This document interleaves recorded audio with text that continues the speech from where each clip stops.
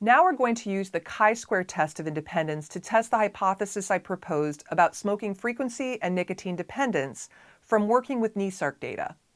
Specifically, is how often a person smokes related to nicotine dependence among current young adult smokers. Or in hypothesis testing terms, is smoking frequency and nicotine dependence independent or dependent? That is, are the rates of nicotine dependence equal or not equal among individuals from my different smoking frequency categories? For this analysis, I'm going to use a categorical explanatory variable with 6 levels, the number of days smoked per month, which you may remember I called US Freak MO, with the following categorical values: smoking approximately 1 day per month, 2.5 days per month, 5 days per month, 14 days per month, 22 days per month, and 30 days per month. My response variable is categorical with 2 levels. That is, the presence or absence of nicotine dependence in the past 12 months, called tab 12 MDX in the NESARC dataset. To run this in SAS, we need only to extend our frequency procedure. We include proc_freq semicolon, the table statement, our categorical response variable, asterisk, our categorical explanatory variable, followed by a /, and the abbreviated term for chi-square, CHISQ. Again, ending the command with a semicolon, and then saving and running the program. The SAS results for a chi-square include a table of the response variable by the explanatory variable, and also a calculation of the chi-square statistic along with the associated p-value. Looking back at the chi-square table, also known as the crosstabs or cross-tabulation, you can see a myriad of numbers and percentages with such labels as frequency percent, row percent, and column percent. Our p-value of 0.0001 clearly tells us that smoking and nicotine dependence are associated.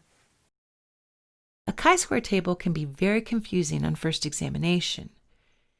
Before we try to interpret this output, let's look at 3 different tables that pull apart the different numbers represented in a crosstabs. For our example, we're going to use percentages from a chi-square table examining the distribution of insured and uninsured individuals by geographic region. Table A shows row percentages. Each cell includes the percent of observations within each row, that is, within region Northeast, Midwest, South, and West, that are either insured or uninsured. As you can see, adding across the rows gives us 100% of the observations within region. Table B includes the total percent of observations in each cell. Here, the percentage in each row and column add up to 100%. Finally, Table C shows column percentages. Each cell includes the percent of observations within column that is within groups, either insured or uninsured. Adding down the columns gives us 100% of observations by insurance status.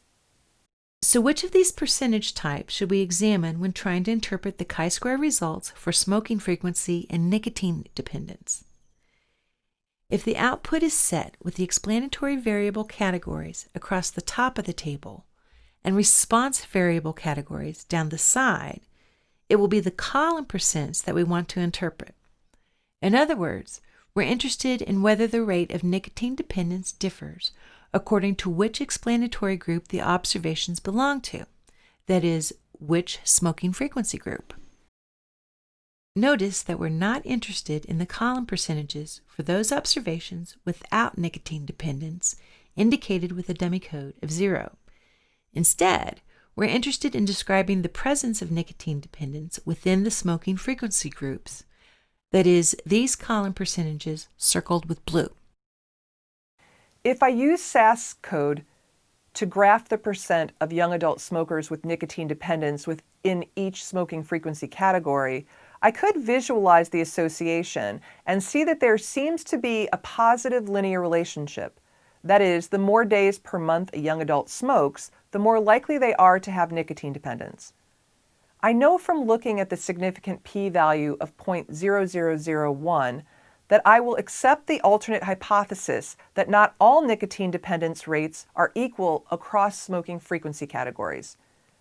If my explanatory variable had only 2 levels, I could interpret the 2 corresponding column percentages and be able to say which group had a significantly higher rate of nicotine dependence.